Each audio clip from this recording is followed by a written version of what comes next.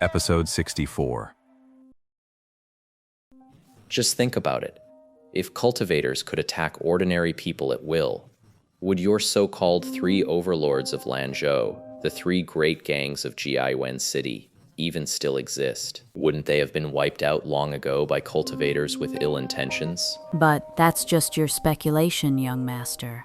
It's not necessarily true. I wouldn't do something that's a death sentence, even if there's only a 1% chance. Are you seriously planning to just take our daughter's dowry for nothing? Yan Shi's expression darkened, and she emphasized the word dowry with particular force. Han Li heard this, and though his expression didn't change, he couldn't help but feel a bit annoyed. The yin poison in my body was inflicted by your husband in the first place. You should be grateful I'm not causing you trouble over it. What more do you want? But Han Li knew that saying any of that now would be pointless. It seems these ladies won't hand over the warm sun jade unless they get something out of him first. Han Li lowered his head in thought. I'll give you two choices. First, the entire Mo family can pack up and leave immediately, get far away from Lan province, and find a place to lay low where your enemies can't reach you. Live as a wealthy, ordinary family, enjoying a peaceful and stable life for your remaining years, completely removed from the strife of the Jianghu and its factions. And I can guarantee your safety along the way, ensuring you won't be harmed by the enemy's pursuers. Han Li paused here, observing the ladies' reactions. Only the second lady, Li, showed any sign of movement. Lady Yan and the third lady, Lu, remained silent, clearly opposed to the suggestion. As for the fifth madame, Han Li couldn't be bothered to look. With that icy demeanor of hers, there was no way he'd glean anything useful. Seeing this, Han Li chuckled to himself. Both Lady Yan and Lady Lu are ambitious women. They would never willingly give up their power in the Golden Handover Society to become simple country wives. He had known this would be the case when he made the suggestion. And the other option? There's another path. I can make an exception and intervene once to make the leaders of those two gangs disappear. But this only applies to one of the two gangs. If both major powers were to act simultaneously, it would be far too easy to attract the attention of those who are watching. The risk would increase dramatically, and that's not a risk I'm willing to take. Beyond those two paths, I will not yield an inch. Having said that, Han Li set his face and fell silent, waiting indifferently for the lady's reply. Upon hearing Han Li's second option, Madame Yan and the others couldn't hide their delighted surprise, but after exchanging a glance, yet, they still did not make an immediate decision. Would you allow me to discuss this with my sisters before giving you an answer, sir? After all, this is a serious matter.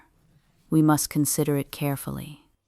Of course, but I'll need your answer by tomorrow morning at the latest. A full day should be more than enough for you to discuss it. With that, Han Li paid the others no further mind and Han Li descended from the small building. Instead of returning to his room, he swaggered out of the Mo estate under the strange gaze of the gatekeeper. After making sure he wasn't being followed, he finally returned to the inn where he was staying. As soon as he stepped through the inn's main door, Sun Ergu hurriedly came forward to greet him. Before Sun Ergu could even open his mouth, Han Li cut him off with a quiet command. We'll talk in my room. Yes, young master. Sun Ergu followed Han Li into the room with respectful deference. Han Li sat down on the edge of the bed, stretched, and said, You look so flustered. Is something truly urgent?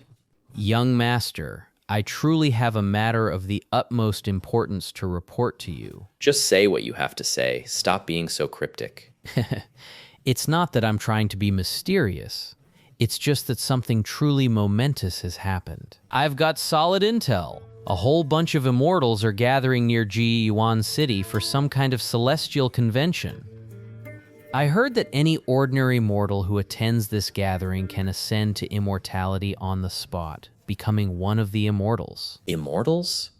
That's right, the kind of immortal who can ride the clouds, command lightning, and breathe fire. People have seen them with their own eyes. Well, young master, think about it. If you weren't someone with great fortune, Would you be able to just run into an immortal like that? Han Li now understood that the immortals Sun Ergu spoke of were cultivators. How did you find out about this? How many people know about this? This information is absolutely reliable. It came straight from a brother in my gang who heard it with his own ears.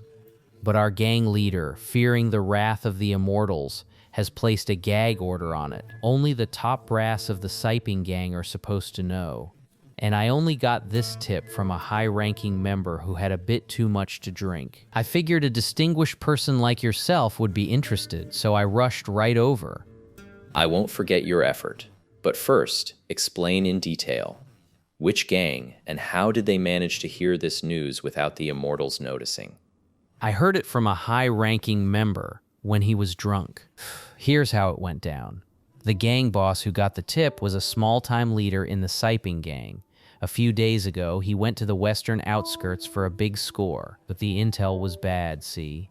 The other side was just too tough. His men got slaughtered, scattered to the wind, and he had to run for his life. To escape his pursuers, he was forced to hide inside a hollow tree in a nearby forest. But who could have known?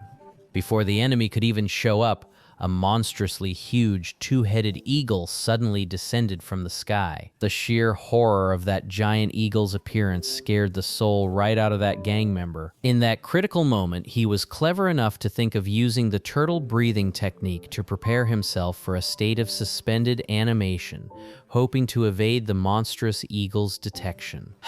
Just as he was about to lose consciousness, a conversation between a young man and woman drifted down from the eagle's back. Turns out there were people riding on that giant eagle. It's just that the bird was so huge and I was in such a panic that I didn't notice them right away.